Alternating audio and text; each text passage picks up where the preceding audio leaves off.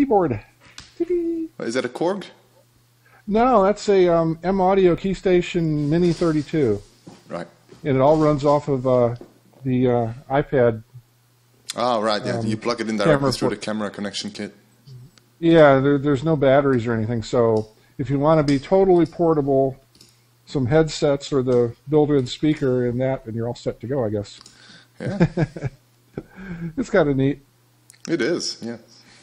I mean, it's not a big full-fledged keyboard, but it does work. It does have modulation and pitch bend, and you can set velocities and rates and things like that on it. So it's a pretty good little, inexpensive. Again, keeping the idea of it all being totally portable and battery powered. Yes, yes. But how much, have you tried that? How much battery do you get out of it if you keep it plugged in without being plugged into, hey Mike, without being plugged into the mains? I'm sure it adds a little draw, but it's nothing super big. Okay. I haven't run a time test on it, but I look at my remaining indicator, and it doesn't go down that much faster than just running the application. Okay. So cool. it's, yeah. I wouldn't use it for 6 hours or something, but it was just a thing to make it portable. Yeah. And it's a little bit nicer than using the touch for some applications, for some not. It's a shame that by that you actually lose a lot of the expressivity that's specific to Animoog, with per note expression that you can get out of it by using the touch controls. Right. Yeah. It's always a trade-off, and it also depends whether you're trying to play it live, or whether you're, like, most of the time I'm just playing it for myself and maybe recording it. Yes. And so the iPad works great. But now if you're trying to play a live performance and don't have any tactile feedback, it might be more of a problem. I think you got to really stare at it to see that your fingers are going in the right place. Yes. So, it's always a trade-off. Hey Mike, it's been a long time since seen you. Hey Mike. Yeah. You were missing and I missed last weekend, so hello again. Hello. Yeah, it's been away for a month, apart from last week. It's good to be back. Good to have you back. And Mike, did you get to your rally? It's in November. Oh. What kind of rally is that? Car rally? Car. Real car? Or is it like dragster or... No, car, rally cars. Okay. Yeah, I didn't know you do that. You did that. I don't. Oh, okay. I'm just going to attend to walk. Oh, it looks like a nice thing to actually participate in, if that's your thing. Oh, I think I think they lose a lot of cars on this particular rally. Okay.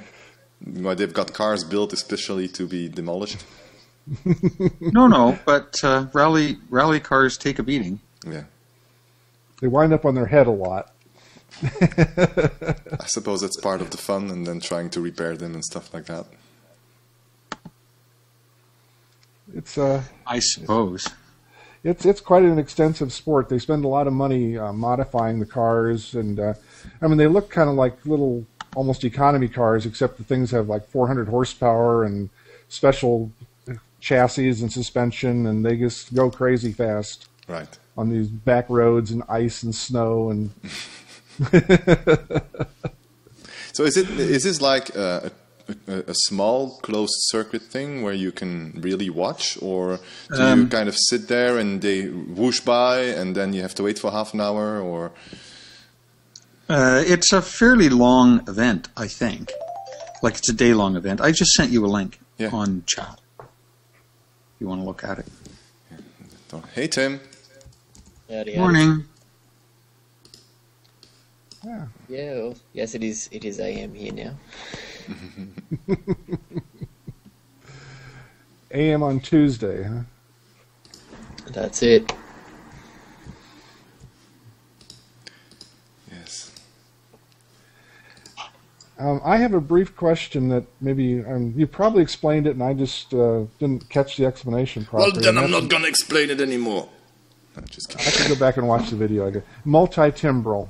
Yes. we were talking about PPG wave generator. Yeah. And I talked to Wolfgang and told him that I wanted it too, but I'm not quite sure exactly what I want. Okay. Me too, whatever it is. It's kind of an overloaded term, right? People use it for different things. I suppose that the basic meaning is that you've got one thing that can play multiple timbres at the same time. But that can be very vast. If you just say multi-timbral, just being able to make three different sounds at the same time, it's kind of multi-timbral. Now, the thing that I was talking about is actually what I just referred to a minute ago about Animoog, is to be able to express yourself with the timbres in a way that each key is expressed independently, right? So that is what Animoog does. That is what PPG wave generator does by using the iPad surface, where you can move x-axis and y-axis for each finger that you put down.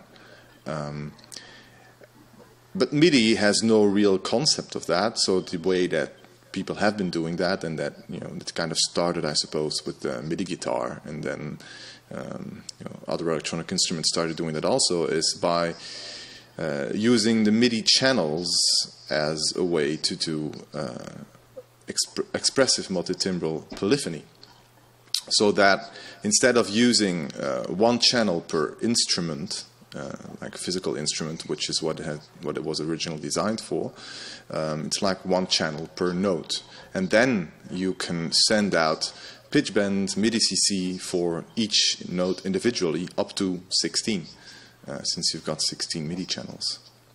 And so since both Animoog and Wave Generator actually have that built into their synth engine, because that's what they use when you play on the iPad, it is really a shame that they just don't do the conversion from incoming MIDI to that particular way of transforming the data into sound. So that's basically it. Good. Okay. I understand now what I asked for. Okay. And it is something that I would like to have. I am very impressed with the PPG. Yes. Yeah, I like it a lot also. And he's already updating it this week. Yes, I know. And adding stuff, but not multi-timbral. But no. It's impressive how much he's crammed in there. It's a nice interface too. Yep. Yeah. I hope that the main bugs will probably be fixed in the upcoming update, because at the moment I can't really use it with external MIDI. There are a lot of notes that are kind of hanging and stuff like that.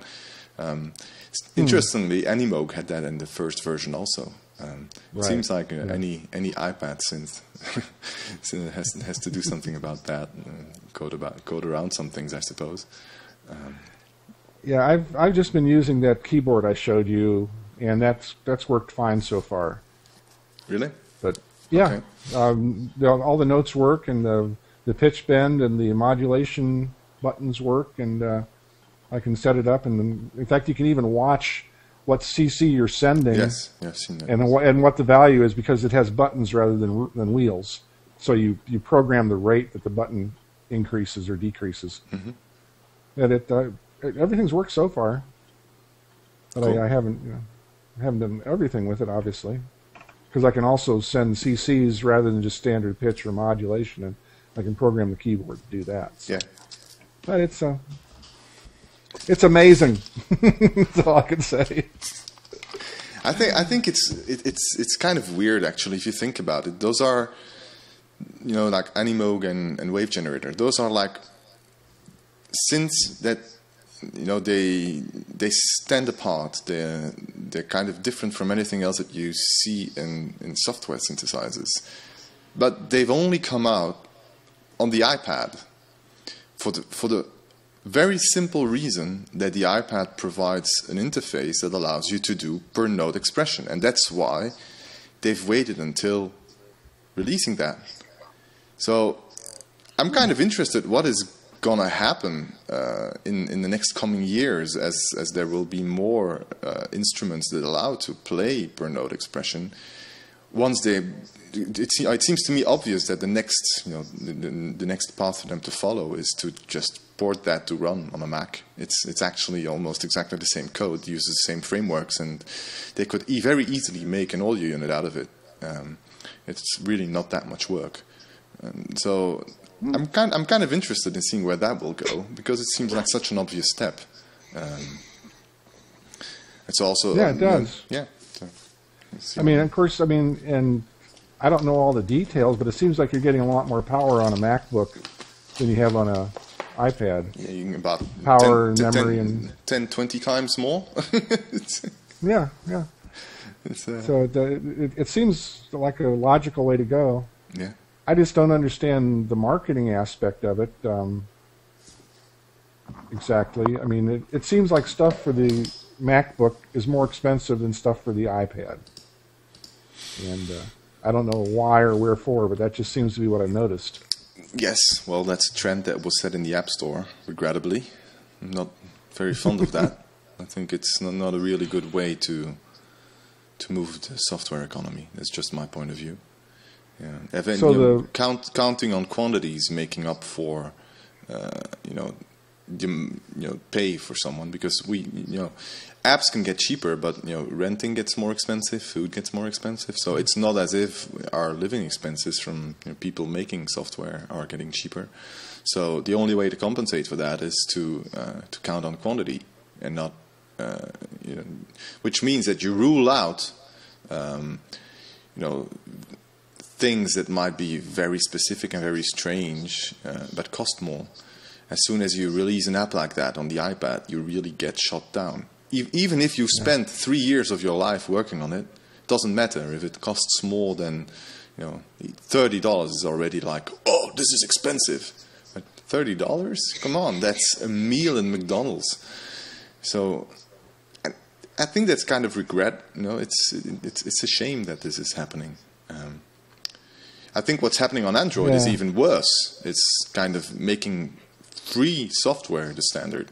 Why should software be free? It's almost like saying everyone that develops software should work for free. Because then people complain when there are ads in it, and people complain when there are missing features and upgrade paths that are paying, and it's a strange way to go, I think. But sadly, that's the way it is now.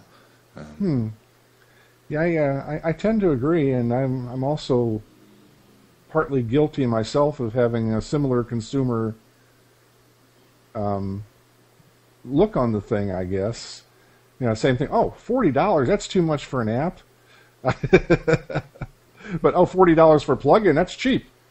Oh, wait a second. Yes. So, but it does shift the consumer marketplace, apparently. And there's this whole thing. Well, the only way you can get around that then as a software maker, if you want to follow that path, is to build in obsolescence, is to build in things that will not continue to work, and you make other versions that are kind of slightly different things, but actually new apps that you can sell another app and stuff like that. It's kind of the only way to kind of skew things and still make a living out of it. So yeah, it's like this whole synthesizer market. People bringing out new synthesizers for new features, which could have been a firmware upgrade, but they bring out a new synthesizer because the only way to make a living out of it and still sell it is to make a new one. Oh my! Yeah, well, it seems that that's the way the world is going. Yes, not always the best way, but there's a lot of stuff in the world that's not going the best way. No.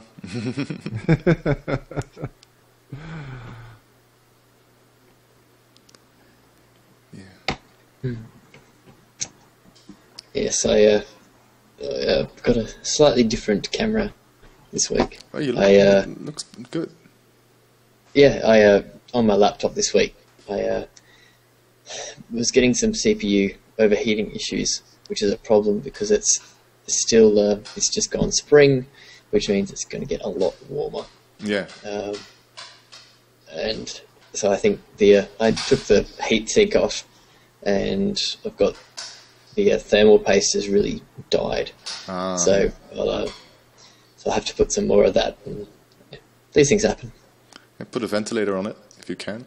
It helps a lot. Just blow some wind on it. Oh, the case has got 8 or so fans in it. Okay. So there's no shortage of airflow. Yeah. Yeah. One thing I didn't know when I first built my first computer is that there is actually an orientation towards in which the fans have to blow, because you have to intake at the bottom and push out at the top, because heat rises. If you do it the opposite way, you can a lot less performance out of your ventilation inside your case. So I did that mistake. Well, you have 6 fans and they're all blowing in different directions. Yeah, all to the inside or all to the outside. And just suck all the air out of it. One of them's blowing it out the outside and it comes around and gets sucked into the other side. So it's actually a heater rather than a cooler. Yeah. The ones I like but I never built was the water-cooled ones. Yes. I always thought that was interesting, but I always thought, what if you had a leak? Yeah, I think that's what everyone thinks of. Ooh. It's not very portable either, I think. No. Well, these are always desktop or under the desk type of units. It's interesting what those gamers can get their CPUs to do with water cooling. It's like not only water cooling, liquid nitrogen cooling and. That could get expensive. Yeah. They overclock, and as they're overclocking, they're pouring more liquid nitrogen onto the CPU to keep the temperature down. That's fun stuff to play with, but a long time ago when I used it at work, I mean, they were saying it cost about what soda costs, like 25 cents a can. That was liquid nitrogen. And we also use liquid helium, and they said that costs like champagne costs. So, but the nitrogen is fun to play with.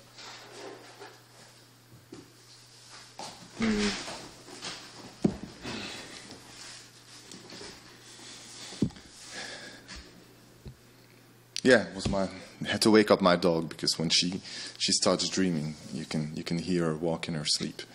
It's like she hits. What it was. I wondered what it was. Yeah, she hits stuff while running, lying on her side, and it can be really, really loud. Sometimes when she's in the middle of the night, when she's oriented badly and kind of her behind legs are oriented towards the door, she can slam it so hard that it's as if someone is taking a sledgehammer against the door. And it wakes everyone up in the middle of the night. And she doesn't realize. She just continues slamming it. And she's running, I don't know where, up the hill and having fun with I don't know what. And you really have to go down and wake her up and say, come on. That's interesting. I guess it's a bit like snoring, right? People that snore very loudly and that don't get woken Well, you don't up by hear it, luckily, but other people do. But I mean, the actual muscle movements, I thought like our brains have a circuit that shuts down that so you don't hurt yourself when you're sleeping. Yeah, well, she doesn't have that, I think. Apparently not, yeah. But she did. She does have a history of what was it called again? She had a disease. Well, it's gonna come back. Yeah, go ahead, Tim. I was actually stopped one night running through the house in my sleep at the garage door as I was opening it, completely in my sleep. Had no recollection of it the following day. Dad was found out in the street when he was a kid, and sleepwalking's a bit strange. I would have conversations with my brothers, and we would both be asleep. I've had that too. So the dog, she's got a history of epilepsy, and when she was very young, so she does get into certain states where she doesn't realize what she's doing. Maybe that's a remnant of that. Might be. It's amazing that our brains work at all for anybody or any animal. And when you start analyzing what's going on. So, Mike, what have you been up to? Have you had that improvisation thing that you talked about a month and a half ago? Oh, no, they canceled that. Oh, really? So, that's a shame. I guess they didn't get enough people wanting to pay to our earlier discussion. That college raised their prices dramatically this year, and I noticed their parking lot was remarkably unfull through the summer.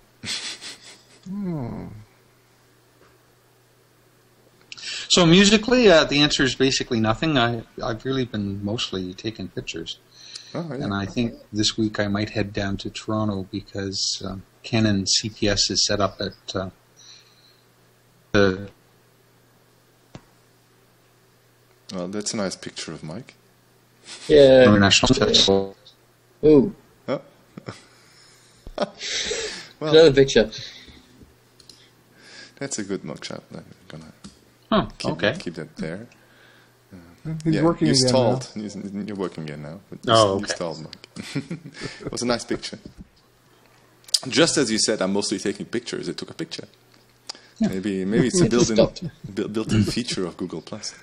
Voice recognition, yes.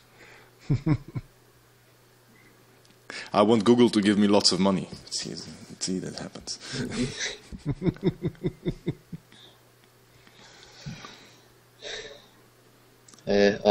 I put my name down to do an open mic slot on the first weekend of October. So I'll be playing Eigenharp and looping and stuff like that. So I've got 15 minutes. So I think I might be able to squeeze 3 pieces into there maybe. We'll see what happens. Yeah. Why is it like a local venue or? There's a guy I know who's starting up this kind of creative space. So it's an open mic night for comedians or dancers or musicians or bands. So we'll see what happens. That's cool. Try to get someone to videotape it. It's always nice I'll take my camera along. Yeah, it's difficult to remember that while when you're setting up and getting started and have to move on stage. And my experience is that I always take my camera, but if I don't have anyone to actually be kind of the one that is going to record me, it never happens. Because it's kind of the thing you don't think about. Well, maybe it's just my problem. No, I think that happens often. You need to have somebody set up beforehand. Oh, you want to come and listen to me? Well, can you please videotape me too? Yeah, it's a good thing to have. It's always better to have someone that can move a bit also, instead of setting up something statically. Because I've had numerous occasions where you just put the thing down. I don't know why. It's not as if it's invisible. You've got this huge tripod with a camera on it, and then people don't see that it's there, or they move it. I've had people just move it aside, or stand right in front of it, or well, a lot of things, or hit it. And don't react. So yeah. First minute's fine, and the rest of it's all pictures of the ceiling. Yes. Yeah. Or of someone's head. I've had that a lot. Or it's on the back of the head. Might be a nice concept for a video clip. It's like just your music playing and then all kind of heads passing the back of the head. Instead of the front, you got morphing back of heads. So shine a projector at the camera and just have people moving in front of it. Yeah. I think before then I'll have to figure out how to duplicate the output of 1 and 2, so that I can have 1 and 2 going to front of house, 3 and 4 with the Ableton click, so I can hear that. And then 5 and 6, so I can record that onto something without stressing my computer, which will be stressed enough. Yeah, with Workbench that's going to be quite easy. But you're going through Ableton, right? Well, then you can just use the outputs from Ableton, I suppose. The mixer with the RME Fireface allows me to do that as well. Oh, right. So, yeah. So. It's very handy to have that built into your audio interface. I use that all the time. Yeah, it'd be good though if there was I could add effects to input channels. That way I didn't have to run through Ableton Yes. Particularly with Audible Chroma, because the 8 audio tracks that are available with Ableton Live Lite are completely used up with loops and samples and things like that. So I have to set up one of the tracks with plugins that I turn on when I start playing through the mic, which goes through the channel that doesn't have any loops on it for that song, and then turn the effect back off. Turn the effects off, and it's just not the most elegant solution. Yeah. How much does the full version cost now? I haven't checked in a while. In Australia, it's $600 or so. Ooh, I see why you don't have it. Yeah. Yeah. Much more than a $20 app. Yeah, a little bit. Yeah. And that that's an upgrade. Yes. Well, imagine how many apps you can get for that. That said, I bought a lens. Yeah. That said, I bought a lens today for $500, so I can't really complain about $600 for software. What did you buy today? What did you get today? I got. Did you say Lynx? Is that a preamp? Lens. Oh, a lens. Okay, a lens, a photo lens. Camera lens. Yeah. Camera lens. Okay. It's an old. It's a 55mm micro lens, f2.8, and I think it's the sharpest lens Nikon ever made. And this one was bought in the 80s, and the guy just never used it. It's got its original packaging, which is styrofoam and bends, and I got manuals with it, an extension tube. So at the closest setting, zoomed in, there's an eye on the cap. The entire dot of the eye was not in focus. Yeah, I don't know enough about photography for that to say the amount to of the amount of the photo in focus was less than the diameter of the dot on the eye. Okay, that's not a lot. So it's like you get one follicle on someone's nose, but not their eyes. But you don't use it for taking portraits, so it's all good. Very artistic portraits. blurry portraits. Yeah, well, that you could just say that's artistic. It was meant to be that way. It's a feature. No.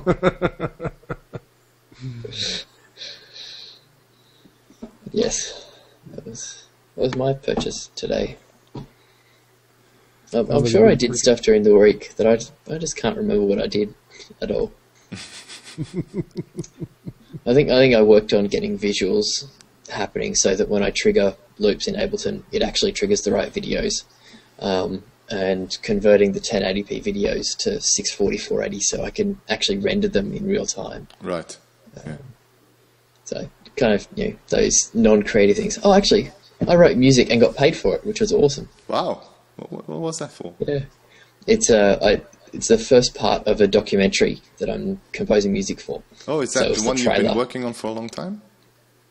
Not really. It's a fairly new thing. It's a documentary about rabbit Olympics. So, bunny rabbits doing high jump, long jump, and agility courses. So, makes for some quirky and pizzicato strings. I can see you getting crazy with music for that. Never heard of that one. No, it's a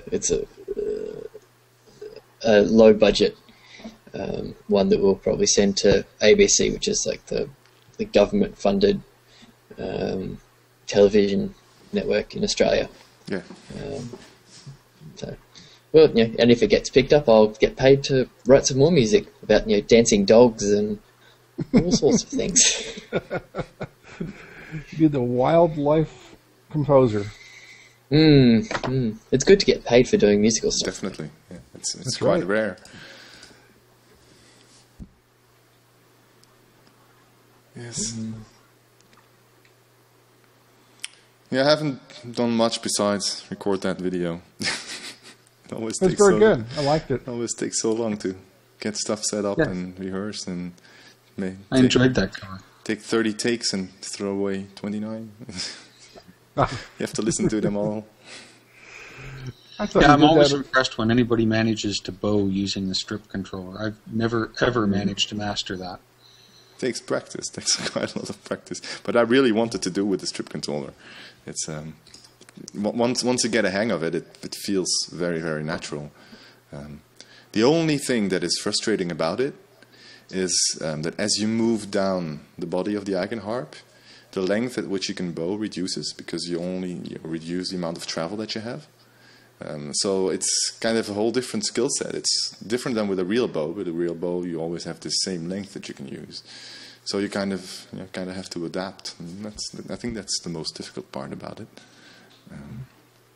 Do you find it easier to bow on the Alpha compared to a Pico? It's very different. Very, very different. Very different? Yes. Okay. Yeah, I've never gotten the hang of it.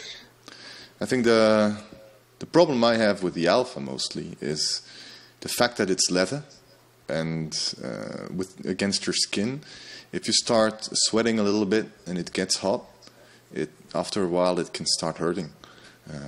It's like it's a part of your finger that you're not used to having something rub against.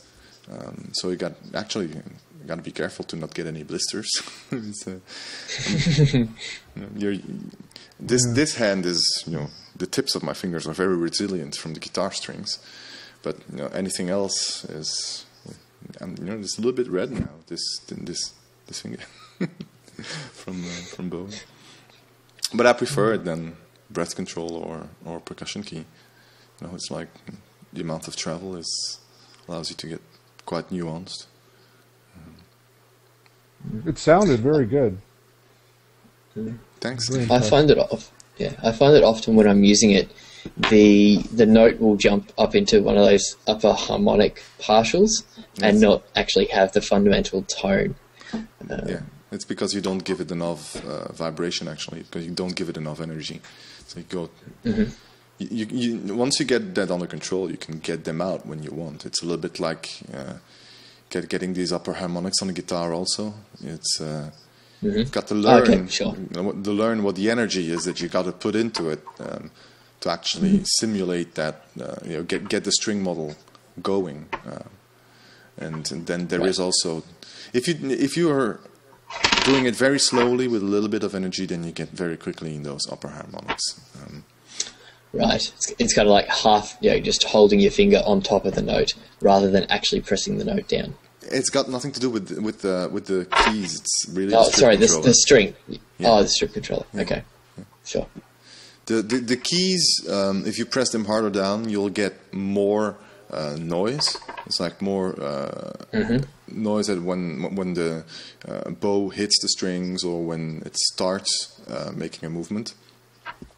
If you release it, then you get less noise. That's basically what the keys, the pressure of the keys control. The rest is really the amount of energy and the stability of the frequency that you put in there. If you kind of you get into self-oscillating mode where you kind of put the frequency on top of a frequency by bowing again, then you get very quickly to those upper harmonics. So maybe you're just an extremely steady bower. Maybe. I don't know.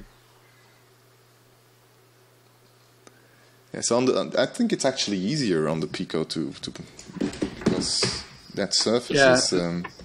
The Pico requires a lot less pressure. It's not. It feels nicer on your fingers. There's also something about again the leather on the Alpha. So you always have to keep a certain amount of your skin in contact with it, so that it detects it. You can't bow with your fingertips. It has just the top of your fingers is not enough. It has to be kind of the first phalange of your finger that rubs against it, and that means that sometimes when you got a bit of friction going on, it's not that easy to keep the instrument steady. because as you move this direction, it kind of moves like that, and if you move it down, it moves like that. So, and that combined with the sensitivity of the keys, sometimes it's quite challenging. But I think it's personally, I like it a lot. It's a very physical aspect of the Eigenharp that really requires practice, and I like that. I like things that allow you to make the instruments your own. And what does the Pico use for a surface? It's directly the strip controller, I think. There's nothing in between. It's kind of sort of a plastic, I guess? Yeah, some kind of a plastic surface. And the Alpha no, there is something else on top of it. It's not directly a strip controller, but it's some sort of a plastic, yeah. And the Alpha uses leather. Yeah. Yeah. I might actually, it would be interesting to talk to John about that. See if it's possible to make a modified Alpha without leather on the sides, but plastic on the sides. Might be interesting. Might have a better feel to it. Yeah. Looks not as nice, but not sure. Well, you can't see the strip controllers on the side that much anyhow, really. No. If it improves the playability, I think it would be worth it. Yeah. So yeah, and then getting back from my vacation and starting work again. That took a little while. Picking up the pieces. Have any performances coming up? No. It's not that much music going on for the moment. It's been too busy with work. And we're kind of rearranging the whole band. Flightcase is kind of trying a whole new direction. It's reinventing ourselves, which is very dangerous, which can blow up the entire band or get us somewhere interesting. Well, we'll see what happens. Best wishes. Yeah. Well, actually, that one, I'm trying to give up guitar and move to the Eigenharp. So it's like all the roles are shifting around. I don't do any rhythm guitar anymore for the new stuff. So, but I don't have any experience to do the Eigenharp enough in a band, so I can't give that much direction. So it means the responsibilities shift around, which is very interesting because the style changes also. Because the others are more responsible for direction, and yeah, it just goes all directions now.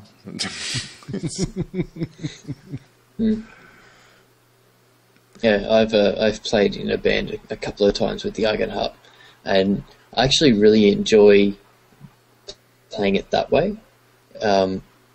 More, not sure if it's more, but just as much as playing by myself and looping and coming up with different ideas.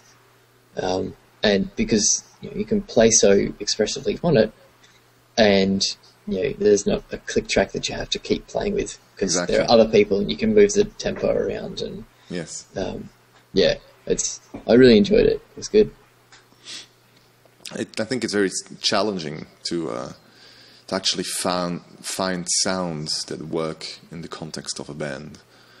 Of course, you can use the classic ones, the established emulation of classical instruments, but I think it's more interesting to find synthesizer sounds that work well in a band and that can be expressive, which is, it's not that obvious for synthesizer sounds and not become this kind of awful progressive retro rock band. Yeah. So yeah. That's a bit what I've been trying to do. I think just sounds in general, coming up with a good sound even outside of a band, it's very difficult. I mean, there's a lot of sounds, but getting one that really stands out and works well in your composition it's always a challenge. Yes. And there's so many to choose from is the other thing.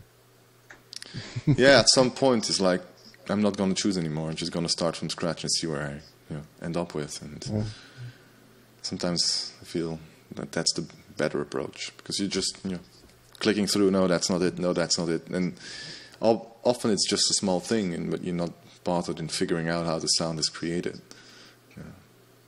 Mm-hmm. Yeah, both have their advantages, I'm sure. So no gigs coming up. Well, actually, we had to cancel 2 last week because one of the band had to go away for work. So now we're not scheduling any gigs at all to work on this new stuff. It's very difficult to continue playing an old formation and move to something new. So that's why I kind of push them off for the moment. I hope we get something somewhere. It's not going to be easy.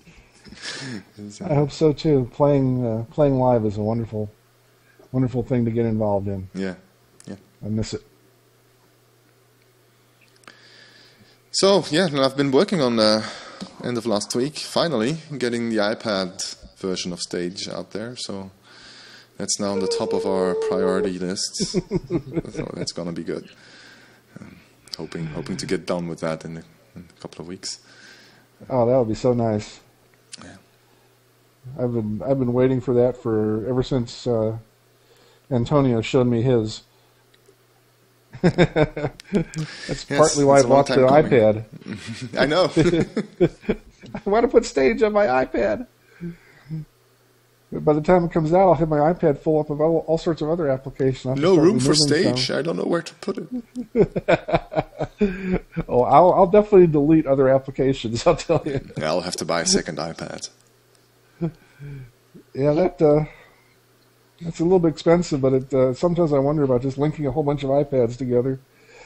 It'd be interesting. Yes. So when you're done with that, is your next target Workbench for the iPad? No. Well, we've talked about that, but it's such a difficult environment to do stuff like that in. We actually actively disable the editing on Stage on the iPad because a touch interface needs different controls than a desktop interface. So it will require quite a lot of thinking and work to get that to function correctly and intuitively, most importantly. So no, no. But so we've mentioned the networked version of Workbench, so that's something else that might come. I don't know what's next. There's a few things that's on the list, but I can't really talk about it. It would actually be nice in Workbench to have a way of having two setups open, like one being inactive, so you can sort of cut and paste and do things like that. Yes, well, the pluggable rigs is one of the things that's going to give you that. It's where you can save out a rig and load it back into another setup. Yeah. So, but that's probably not going to come out in the next version. We'll see. We're going to try to do much smaller and quicker releases. So it might come, but not in the next one. The things that we already have on the list are a bit too much to be able to include that into it also, I think. But you never know. If Jim gets very productive, it might happen. So yeah. Good. Oh no, apart from that, it's just trying to get everything to work on iOS now again. So we haven't looked at that in a while, and there's a bunch of things that broke and doesn't work anymore, and you have to make it Retina. And So what version of iOS do you have to have on the MacBook now? The oldest that'll work with.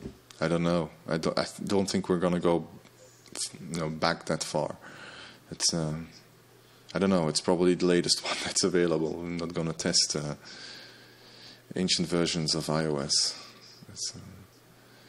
The current iPad still, the iPad 1 still runs the latest version of iOS, so I think that's fine. I don't think the first generation of iPod Touch is now out of phase. I think it was iOS 4. But I think we're going to do iOS 5. Well, if it works on iOS 4 without any additional work, then it's probably going to be okay. But I don't think we're going to spend a lot of effort in trying to get things to work in older versions. I think I should have said OS X. Oh. Okay. MacBook. Okay, so you mean Eigen-D? Yeah, Eigen-D 2. Eigen-D 2 works on, is it Snow Leopard? Leopard even? Okay. Leopard, I think. Yeah, Leopard even, yeah. Okay. Just wonder if I had to upgrade yet or not when I go to 2.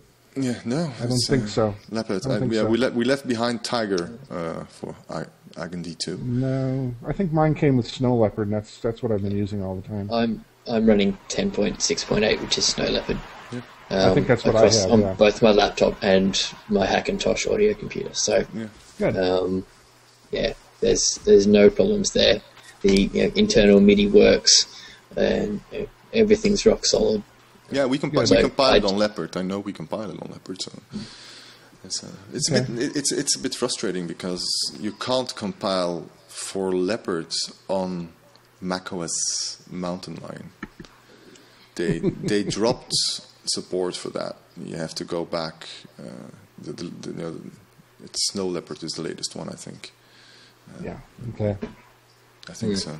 I have to check. From Lion, they added 64-bit stuff, whereas Snow Leopard is actually as far as I can go on my laptop because I can't run a 64-bit operating system. Yeah, I think mine would run it. I just wonder about what's compatible. The old system's working fine. What happens when you upgrade? Does it still work or does it not work? Yeah, I'm running 10.8.1 and I haven't lost anything. Okay. Well, good. I mean, except for PowerPC stuff, which I lost a long time ago. Well, I don't have any of that. I just have... You might be surprised. Yeah, sometimes. Like, for example, the installer of Omnisphere was PowerPC for a long time, even. So you actually had to install Rosetta to be able to install Omnisphere. Yeah. Which I think they stopped giving you a while ago. I think 10.4 had it, but not Leopard. But then you had to download it to be able to install Omnisphere. But it doesn't exist for Mountain Lion, so... Those are the type of things I'm trying to avoid, yes. Which is a bit weird because it's just the installer of Omnisphere. It's not Omnisphere itself. So I think you got to go to their website and download the new installer, which is okay. Yeah, just. It's quite nice to see that a lot of people actually have put some effort now in that list of audio units they're using. Don't know if you guys seen that on the wiki. No, I haven't been in there very often at all. Sorry, I didn't get that. I haven't been in there very often at all. I guess I haven't. I wasn't familiar with that. Let me see. I'll paste that link here. Okay. Cheers.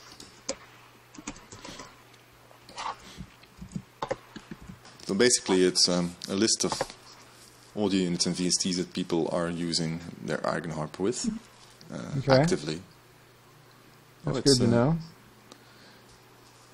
It's a good thing to add to if you've got some audio units that you like and are comfortable with on using with Eigen and add them there.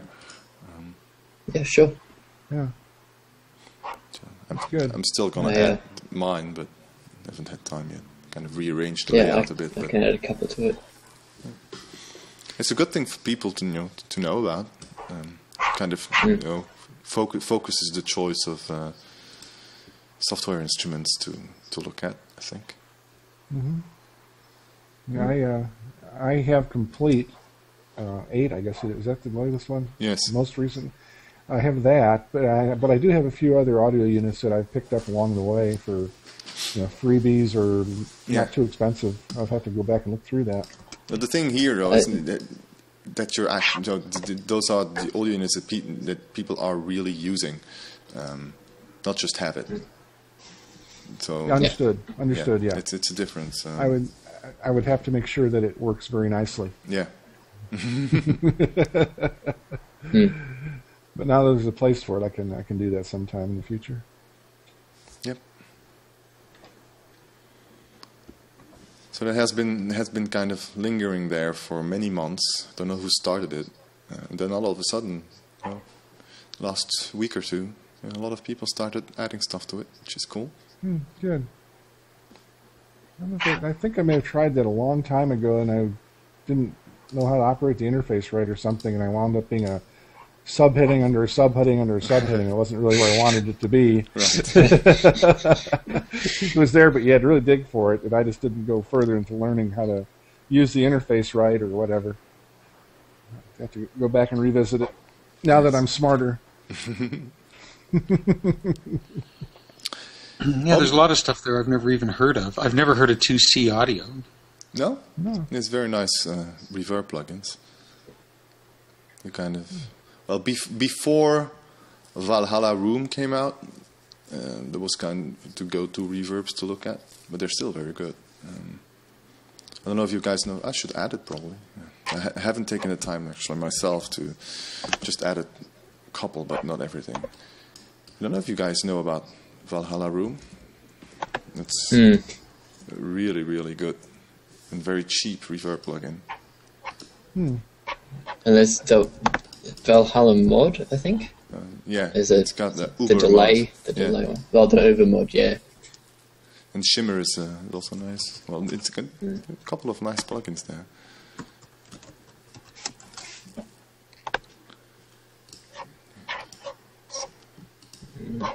Yeah, I'll add Green Oak Crystal to that list, which is a nice freebie. Oh, right, yeah. I use Ace from Urhi as well. Yes. Yeah.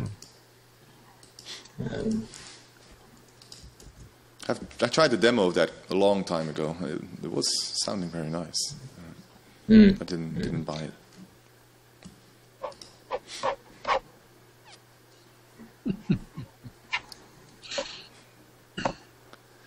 So yeah, I was I know that some people have been looking into that on that Game of Thrones video. I was actually using a MIDI pedal with the Eigenharp, so just to trigger loop recording and go to next loops and stuff like that. So I was kind of controlling Mobius through the Eigenharp keys and through a foot controller. So I think that's quite cool for people to see that it works. You don't need Bass Station Pro to be able to get pedals to work. So you were controlling the number of the loop with the percussion keys and starting and stopping loops with the pedals? It was kind of, well, not the percussion keys. The percussion keys basically selected the instrument that I was playing on the Eigenharp. And then the last column of the playing keys had one mode key, but then 4 keys where the bottom 2 keys went to the next and the previous loop. Then the key at the top selects a loop, so you can in Mobius do multi-selection of loops. So if you want to work with do an operation with multiple loops at the same time, so you can kind of toggle the focus on and off. And then the second one is to mute. And then on the pedal I had record first, so record and stop recording, all synchronized. And the second one is a little scripted section that I wrote for Mobius, which is quite nice. You can kind of, if you want to do multiple operations at the same time, you can write a little script and stick it in Mobius and have that be tied to a foot pedal. So what that does is stop recording at the end of the synchronization, the track that I'm on, move to the next track and arm it for recording, so that I can kind of seamlessly record the next round. Then the third one is global mute, so that everything in the next stop will mute, and then the fourth one is a reset. But yeah, you can arrange it any which way you want. Yeah. So when you changed to the when you changed to the strings dropped out and the choir started, yes, was that a changing of instrument on that track, or was that a loop that you had recorded previously and playing with? No, there's a change of instrument. So what I did was at that point I had five loops recorded. So the second one were the epic toms. So I went through and I muted 1, 3, 4, and 5. And then I set the sixth track to record enable, and I switched the Eigenharp to have the cello and the choir active as two active instruments.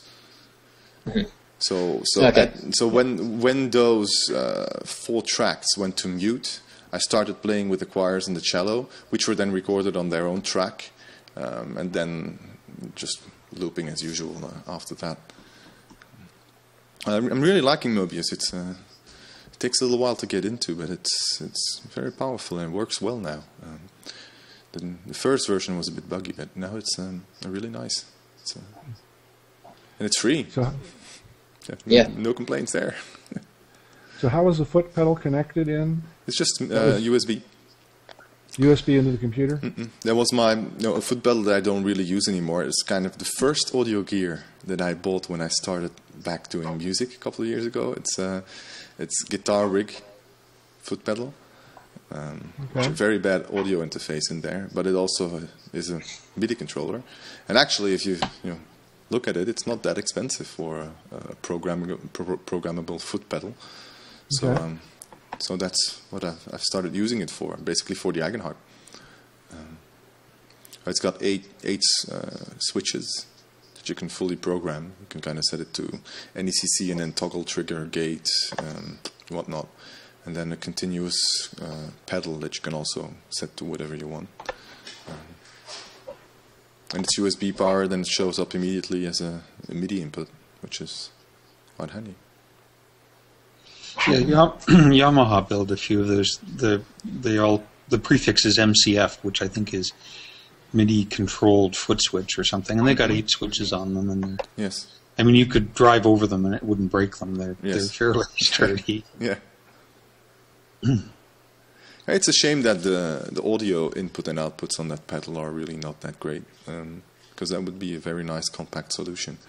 It's got a lot of latency, which is the main problem if you use it with audio, which is a bit strange because it's supposed to work with Guitar Rig and you plug your guitar in there. But having I think it starts off at 10 milliseconds of latency. It's kind of the starting point. And as soon as you do something interesting, it gets even longer. So it's a shame. Because otherwise it's a nice thing.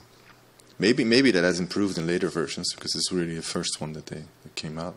Never know that they updated the hardware in there. Well, certainly the one that Gibson ships with is really terrible. Yes. Like it's in the order of seconds if you start doing anything with it. Oh, really? Oh. That's really not useful. Oh, man. Yeah, because when I got it, I was quite, I was disappointed with it. I got my Apogee Duet then right after that, just for the audio bit. Is this USB 2 or Yes. USB 1? USB 2, okay. So, yeah, 1 is really slow, but 2 shouldn't necessarily have a big problem. Yeah, for MIDI, it works really great. Yeah. So basically the way that I did that was since Mobius has MIDI bindings and MIDI learn, you just basically have a MIDI input in Eigen-D and the output of that connected straight into the audio unit, and that's it. It's really not that difficult to set up. Just send the MIDI straight into the plugin, and then set up all the bindings in the plugin itself. So that works really well. And the same for the keyboard. Basically, what I did was set up a small key group that also sends just MIDI into the plugin. And actually, no, that's what I first did. Then I changed that because Mobius, being as flexible as it is, allows you to actually define audio unit host parameters and then actions that happen based on the host parameters. You can kind of set them up all yourself. So in the routing matrix, you have these host parameters that you can directly connect things to. So that works really well. Don't have to go through MIDI for that. Okay. Yeah. Well, I think I might head off. Okay. I should probably start getting a little bit more sleep at night and wake you up in a normal hour. It's got to be nearly 1 there by now. Yeah. Yeah, I'd be asleep. I'm gonna sign off too. A bit tired. was up late and Yeah, early it's this morning for fine. this video. So Well, I'm ready to run around here. okay. It's only 10 o'clock here. So go out for a jog, have fun, go wild. Yeah. Have a good evening and have a good day. Bye. Okay. Hey, guys. Good seeing you all. Bye-bye. Yeah.